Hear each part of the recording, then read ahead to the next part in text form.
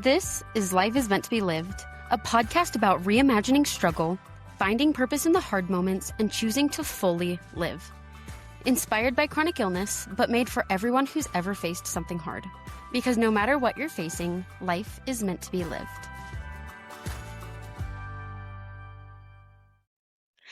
Okay, welcome everyone to Life is Meant to be Lived, the podcast. I'm so excited to have you here with us today. Obviously, thank you for taking a little bit of time out of your day to hang out with us. We're really excited about this. I'm really excited about my guest today, Miss Christine. Me and Christine have been friends for a while now, and so I'm just so excited that I have the opportunity to have her on Life is Meant to be Lived. Christine is 22 years old and recently married her best friend, Chase. They currently work together owning a wedding photography and videography business. They love traveling together, jumping in any body of water, and learning and loving Jesus. She grew up mainly in Colorado and Utah and is the youngest of 4 kids. Christine was born with a form of spina bifida called tethered corn syndrome that has impacted many things in her life, but it's so grateful for what she's learned for all of her experiences with it. So welcome, Christine. Thank you for being here. Thank you. I feel so honored to be here. I'm so glad. So, Christine, will you just number one add anything else that I missed in your bio that you want people to know or think is fun about you?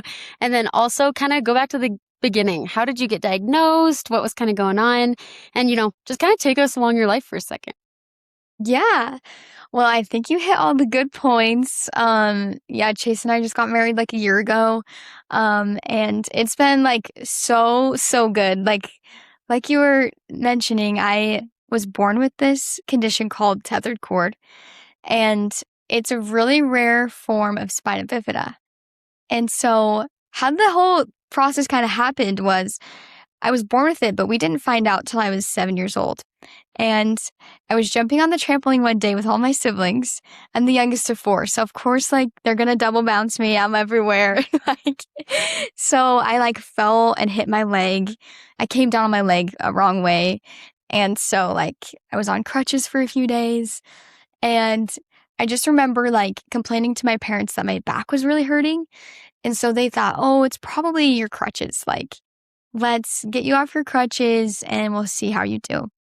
And then literally, I can't remember if it was the next morning or 2 mornings after that, I woke up literally not able to walk because of my back pain.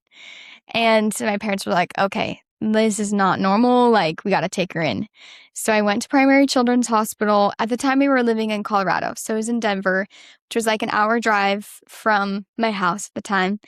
And my memory is not too clear of what I was feeling during that drive, but I remember getting to the hospital and going in this huge tube thing that I was like, what is this? It's an MRI machine. And I remember just feeling so what is going on? I had no experience. Well, I guess I had a few experiences with doctors, but nothing like this before. And I was only 7. And so I get this MRI and the doctor reads it and he's pulling up these images. I'm not really sure what's going on. He says some words to my parents and all the words I catch is surgery tomorrow. And I'm like, what? What's surgery? I have to get surgery tomorrow? Turns out he found a piece of fatty tissue in my spinal cord, causing my spinal cord to connect to my spinal wall, which is called tethered cord. And so that itself can cause a lot of nerve damage, chronic pain in your head and your back, and just loss of nerve function. And it's weird, that can cause bladder issues and sciatic issues, all the nerves down there are affected. And so I remember the doctor, and since it's such a new, rare condition, the doctor really didn't know much about it, but he did know he needed to do surgery really soon. That's why he's tomorrow. So we leave and I just remember just being so confused because I didn't really know what that meant. And my parents were not really sure what that meant. They wanted to help me get better, but they were also we don't really know anything about this condition and you're getting surgery tomorrow. What? So I go in and the surgery itself went really good. He just went in and snipped the fat instead of taking it out, which later is going to cause some issues. But I go in, they do surgery, and I'm in the hospital for 3 days. And they only had me laying down for like 24 hours. And then like after that, they get me up walking again. And I remember just being in so much pain because all of that area is just like, they went so deep into the spinal cord. Like they're all the nerves there are just really painful. And this is kind of a funny part, but my brother had like E. coli a few years before this, and they had him on morphine, and he's like, don't get addicted to morphine. Like, don't do Yes. it. Not like he was a druggie or anything, but so I remember the nurse gave me the button to like press whenever I was hurting, and I like never pressed it because I was scared that I would get addicted. I was like, looking back, I know they were monitoring it, so it's pretty funny. But yeah, so that was my first surgery, and that's when I like found out what that was. Um, so it was a crazy journey. Like after that first surgery, I started to recover. I tried to get back into like going to school because I was missing a lot of school because of my back pain. And I just wasn't getting better. Like that whole next year, I just was in a lot of pain. And like heavy, heavy pain meds like Valium wouldn't even touch it. And that's when my parents were like, okay, this is not normal. Like something is still seriously wrong. And my mom was driving one day. We lived in the tiniest town in Colorado. It's called Berthoud, Colorado. And she just like saw on the side of the road this physical therapy office. She's like, I don't know why, but I feel like I should just go in and just ask if like anyone here knows about back pain and stuff, which I'm sure they do because it was physical therapy. Yeah. So she like pulls over and she goes in and she's like, can I just make an appointment? And she does. We go to that appointment a week later and we go into this office. We sit down, come to find out.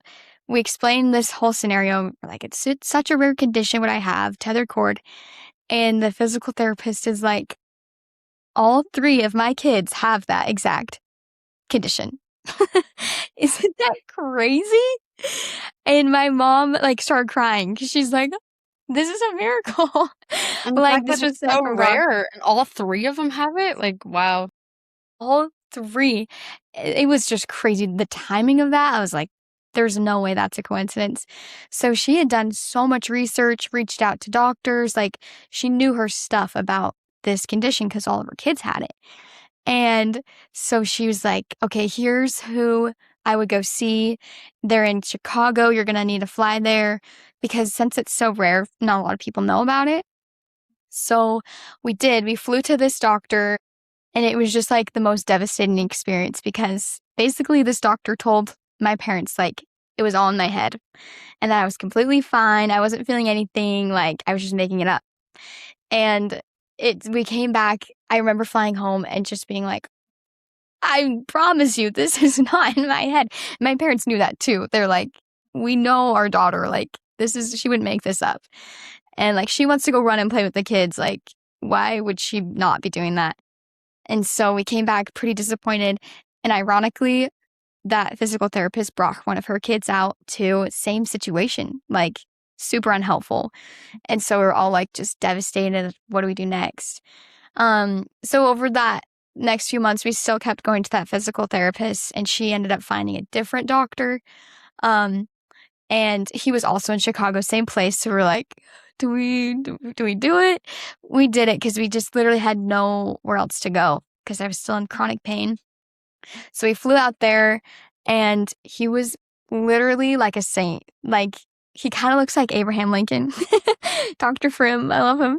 And I just remember him taking so much time with us and being like, oh, yep, here you can see on the MRI, there's still that piece of tissue that we need to go in and take it completely out because the first surgeon just snipped it and it just reformed right away. So it didn't do as much.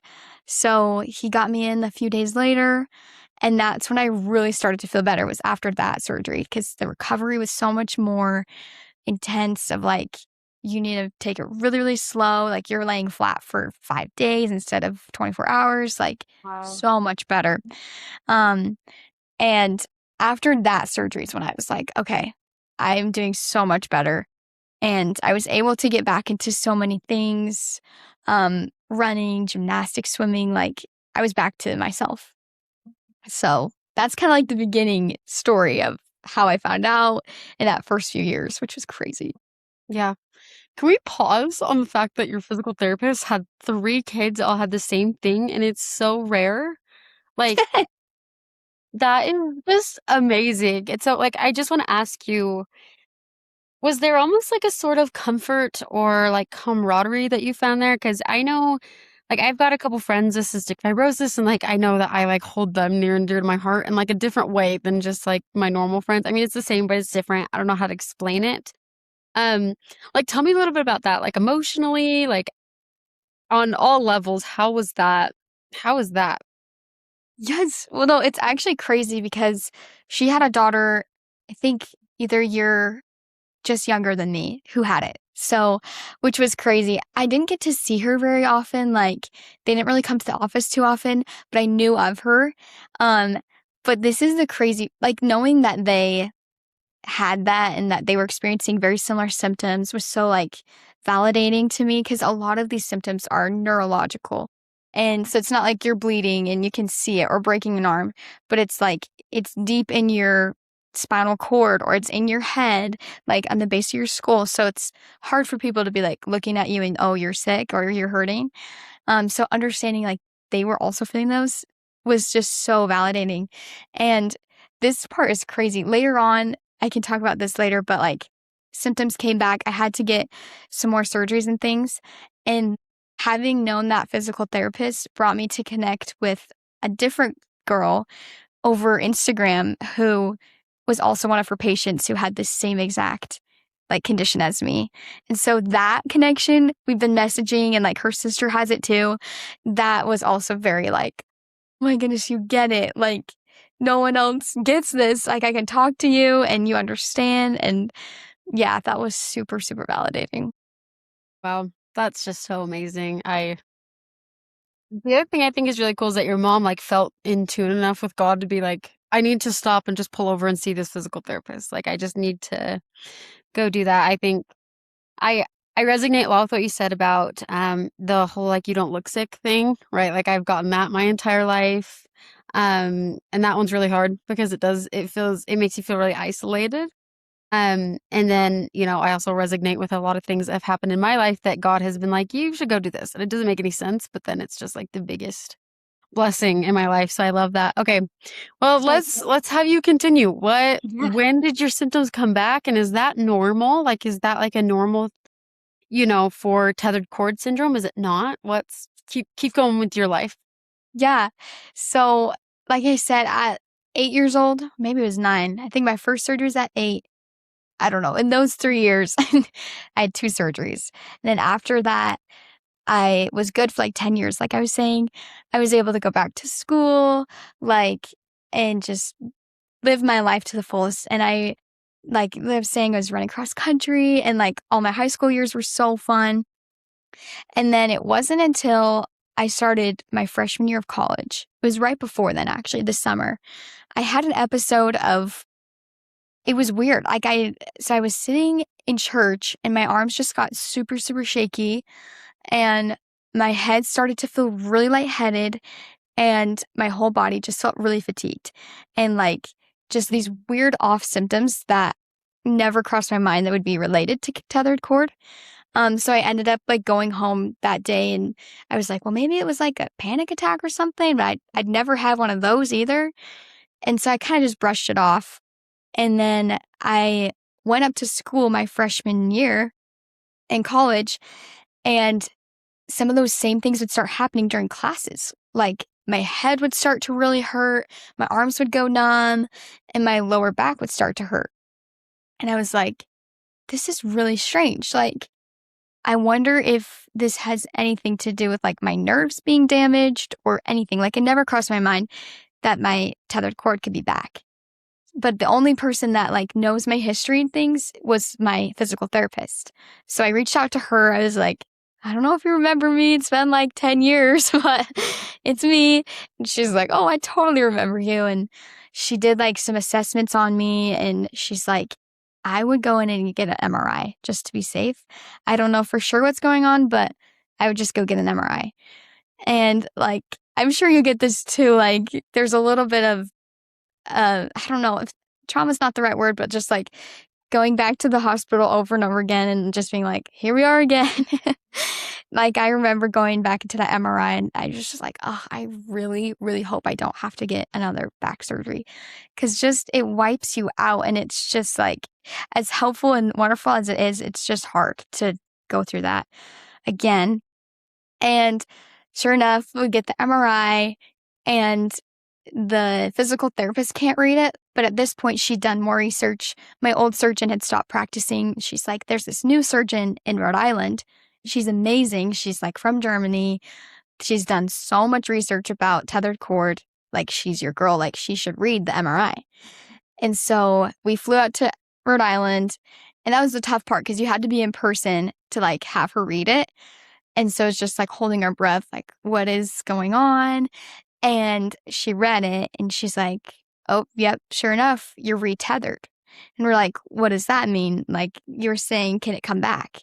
And sure enough, a lot of times, especially people with this thing called Ehlers-Danlos syndrome, EDS, our ligaments are very ultra bendy and like our nerves and joints and things are super flexible, which can cause some issues with this condition. And so, a lot of times they go hand in hand, tethered cord and Ehlers-Danlos. So she was like, it's very common for after you've gotten it detethered once for it to just go right back. And it can manifest, it can take a long time to manifest or can take a short time. And so it made sense, like, why for 10 years I'd been fine. And maybe we're trying to figure out like why it just all of a sudden came back. Could be like a growth thing or like we just aren't quite sure, but it can be just random, spontaneous. It can just reattach. So we're like, okay, what does this mean? Like, do I need another surgery? And so sure enough, I did get another surgery a few weeks after that in Rhode Island. And it'd always been my dream to serve as a missionary for my church. I'm a member of the Church of Jesus Christ of Latter-day Saints, and we can go on these missions. And I knew, like, after that surgery, it could have looked different. Like, I didn't know exactly what it was going to look like, but I was like, well, this is about the time that I could go. I'm like the age, and I'm getting a surgery, so I just didn't know how it was going to work. But after that surgery, same thing, the recovery was really good. I was like, can I go on this mission? Like, can you sign me off to my surgeon? She's like, yeah, like, I think you're healing great. Like, I think you're ready. And so about a year after that, I got my mission call. I was leaving the country, which is really rare if you have a lot of medical history. And I was like, are you sure about this, Heavenly Father? Like, are you sure? And so I was like, okay, like, I'm feeling good and I'm ready to do this. So I left in February of 2024 on my mission, feeling great.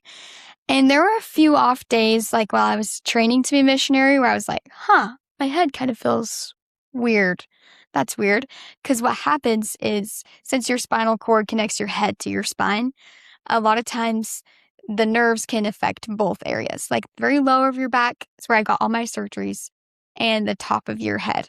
Because of your cerebral spinal pressure is all weird sometimes when you're in that healing phase. So I was like, it just must be healing and things. So I would brush it off and I did really good. I felt like feeling great. And then I got to my mission. I served in Lima, Peru. And for the first few weeks, I was still feeling great. But then there was this one day where I just had a terrible, terrible headache and backache. And I was like, oh no, like, I know what this is. But I was like, well, maybe it's not, like, maybe I'm just having a rough day. My bones are feeling tired. I don't know. You're trying to make up all these things to be like, okay, that's not happening. But the one moment that I knew it was happening, I was on an exchange with a sister and we were in this little car thing. It's called a moto. It's super sketch, but awesome. And we're like going through the streets of Peru and we hit a bump. And one of my symptoms is if I hit a bump in the road, it feels like you fall on your bum when you ice skate, like you hit your tailbone. And it like resounds pain through that area in your sacrum. And we were going and I hit a bump and I just like turned white because I was like, I know what this is. Like, there's no doubt about it. I know that it's back. And I just had the hardest time feeling like I could tell anyone because I just got to the mission. It was my first transfer. And I was like, oh, like this would be so hard. I don't want to disappoint anybody. Like just all these feelings of like sadness and doubt. And so I didn't end up telling my parents till like the next following P Day because I tried to wait it out. I was like, maybe I can do this. But it just got harder and harder as we were walking up these hills every single day. And so I told them, and they were super, super kind about it and supportive. They're like, okay, like, let's get you home. Let's get you better. Because obviously, probably in Peru, the people don't really know about this condition in general. Like, it'd probably be rare if somebody could do the surgery there. So we told my mission president, and he was like, okay, let's get you home soon. And the transfer was ending in like 2 weeks. And I was like, no, I want to make it to the end of the transfer. Like, I want to do that. And he's like, are you sure? Like, it's getting bad fast. I was like, no, I have to do this. And I kid you not, literally the day the transfer ended, I had one of those episodes again where I just like started shaking and arms numb and just crying. I was in a member's house. I didn't know Spanish. I was just like, Tiene dolor. Like, I have pain. And my companion, she's also from Peru, so we didn't really communicate too great. And she's like, we got to get you home. And I just knew like God sustained me to the end of what I wanted to do, which was so cool. And so I came home. I went back to that surgeon in Rhode Island. Sure enough, it had come back. And this time it was a little bit more complicated because of all the surgeries I've had, all that scar tissue, the nerves were all tangled in the scar tissue, which makes it really dangerous to do surgery. And so it was just, my nerves were really irritated, and that's why I was having a lot of pain. And it was all bad. But she was really, really good. And she's so delicate with those nerves. She just like peeled them back in that last surgery. And she's like, the hard part is that I really shouldn't be getting any more surgeries because it's just going to cause more scar tissue buildup and more nerve irritation. And so that's like a blessing, but also like if I do have problems in the future, like that will be tricky because I shouldn't really get more surgeries. And so that was like May of 2024, and I was feeling okay, but I wasn't like my old self. Like I didn't feel like I could get back to running. I could do all these things. And so same thing for like the next year, I was just in this healing period. And I couldn't really figure out why I wasn't feeling all the way better. So we went back to that physical therapist. Bless her. She's an angel. She knows so much. And she's like, I wonder if you could be having a cerebral spinal fluid leak, which is like if your dura gets punctured through surgery, or sometimes it can happen through epidurals, you are just leaking cerebral spinal fluid, like it can come out your nose, your mouth. It's kind of gross. But all these symptoms of you just not feeling all the way better, just like fatigued and just still in pain, because all that nerves are still like soaked in that fluid instead of like circulating.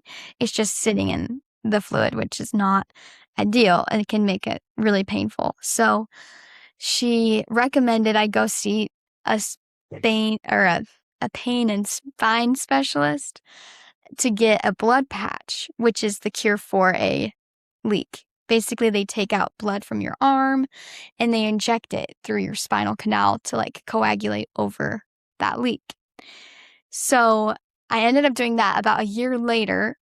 And it was crazy because I was engaged to my now husband during all this, which was wild, to try to like wedding plan and get my health back to being better.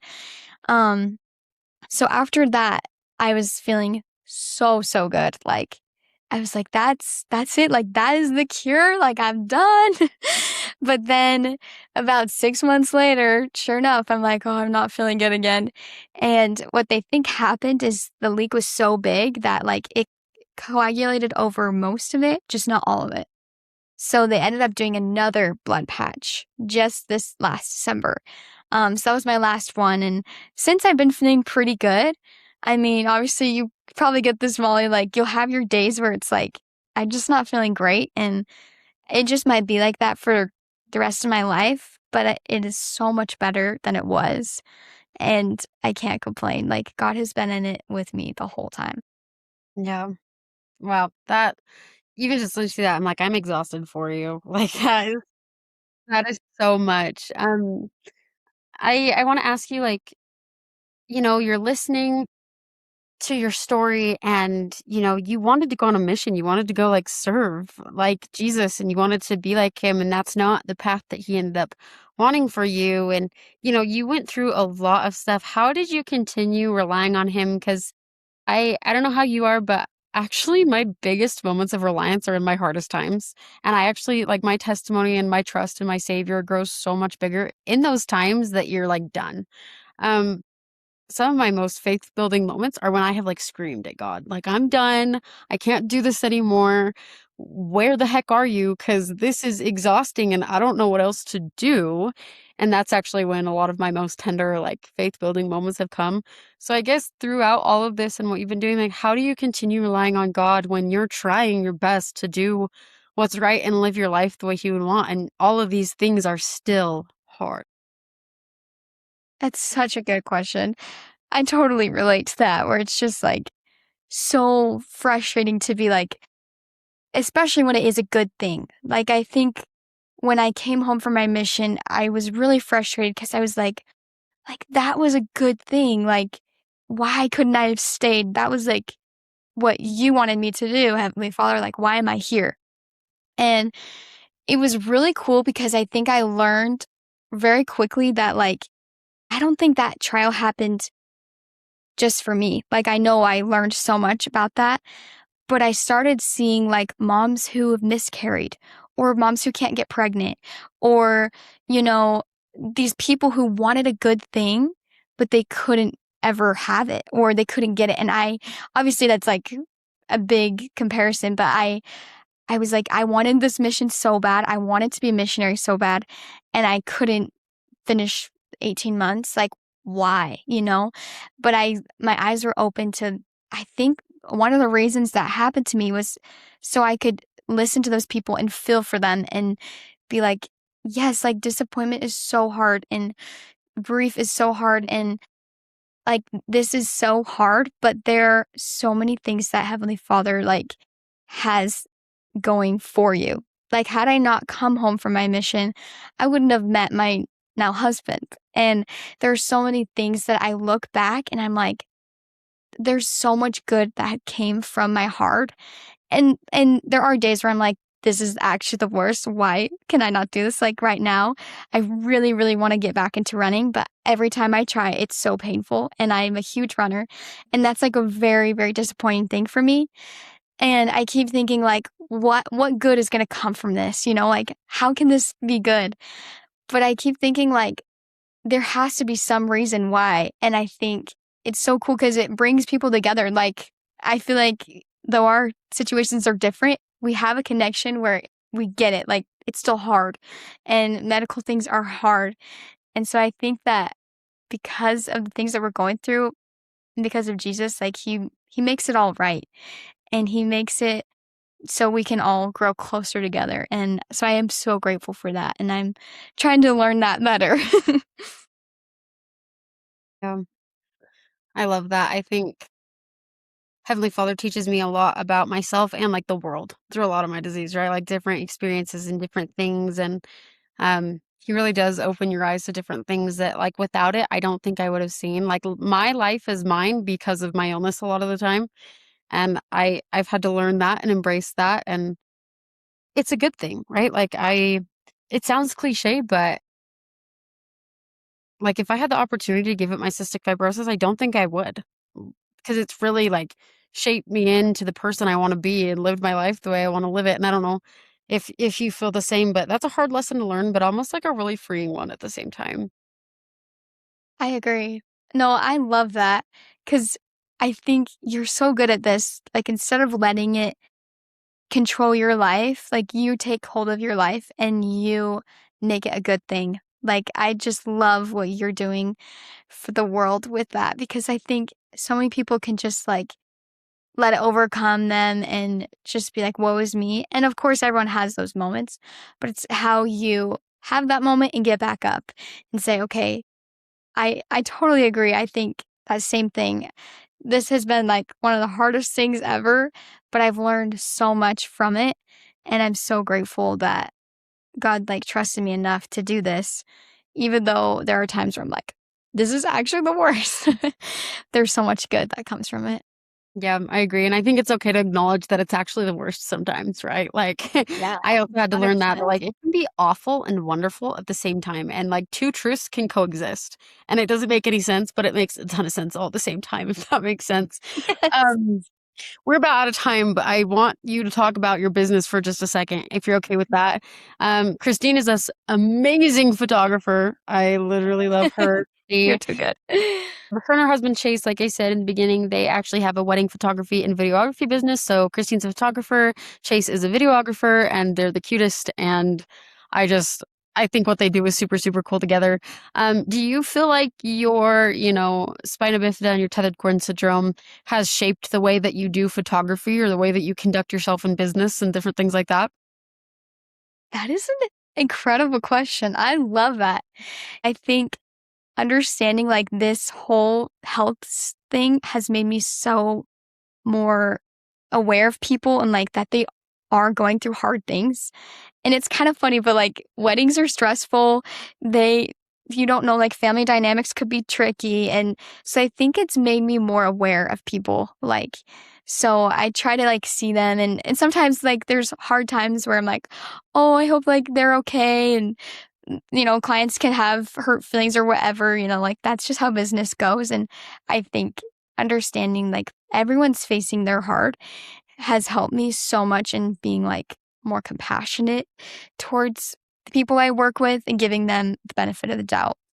That's just an amazing question. Thank you. Well, that's an amazing answer. I love that. Everyone's facing their heart, and that's more than true. And the more you're around more people, the more, you understand that and can, empathize and be aware of them. Well, thank you so much, Christine. I'm so glad you're able to come on today. I had the privilege of being on Christine's podcast a couple weeks ago, and so that was so fun. Thank you for teaching us, and thank you for being here. Thank you. I loved it. Thanks for being here and for listening to Life is Meant to be Lived. If you enjoyed this episode, be sure to subscribe and share it with someone you love. Until next time, keep reimagining struggle, keep choosing hope, and remember, no matter what you're facing, life is meant to be lived.